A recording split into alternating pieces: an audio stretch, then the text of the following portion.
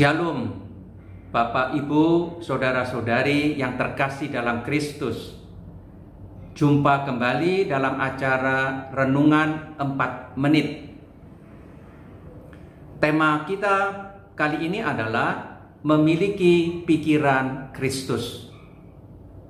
Untuk itu, marilah kita mendengar apa yang dikatakan oleh Injil Matius pasal 16 ayat 21 sampai dengan 23. Ketika Yesus meramalkan sengsaranya dan kematiannya di kayu salib, Petrus menarik Yesus ke samping dan menegur dia. Katanya, "Tuhan, kiranya Allah menjauhkan hal itu.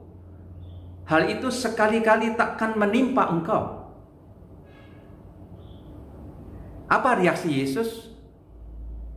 Yesus berpaling dan berkata kepada Petrus, "Enyahlah iblis, engkau suatu batu sandungan bagiku, sebab engkau bukan memikirkan apa yang dipikirkan Allah, melainkan apa yang dipikirkan manusia."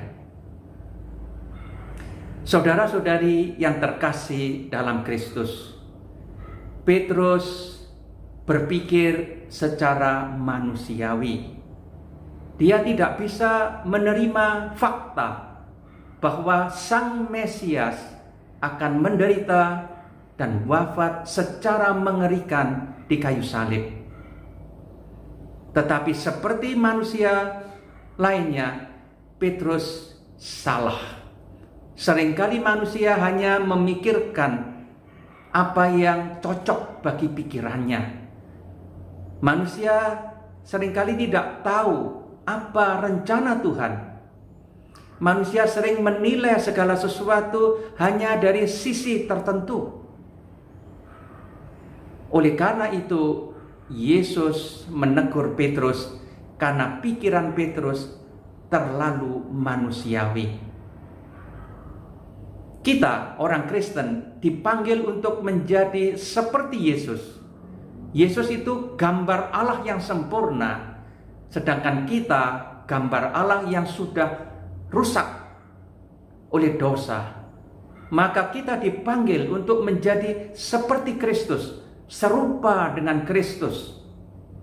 Itu dikatakan oleh Santo Paulus dalam surat Roma pasal 8 ayat 29. Kita ditentukan oleh Allah supaya kita menjadi serupa dengan Yesus. Kita dipanggil untuk merasa seperti Yesus, mencintai sesama seperti Yesus mencintai kita. Kita dipanggil untuk rendah hati dan lemah lembut seperti Yesus. Kita diundang untuk berpikir seperti Yesus, menderita seperti Yesus. Pendek kata, dalam segala hal orang Kristen dipanggil untuk menjadi seperti Kristus, termasuk di dalamnya berpikir seperti Kristus.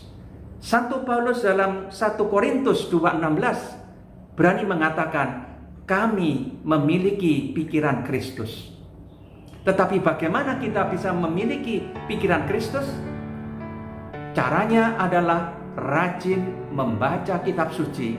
Karena dengan rajin membaca dan merenungkan kitab suci, pikiran kita diresapi oleh pikiran Kristus. Perasaan kita diresapi dengan perasaan Kristus. Semoga demikian. Tuhan memberkati.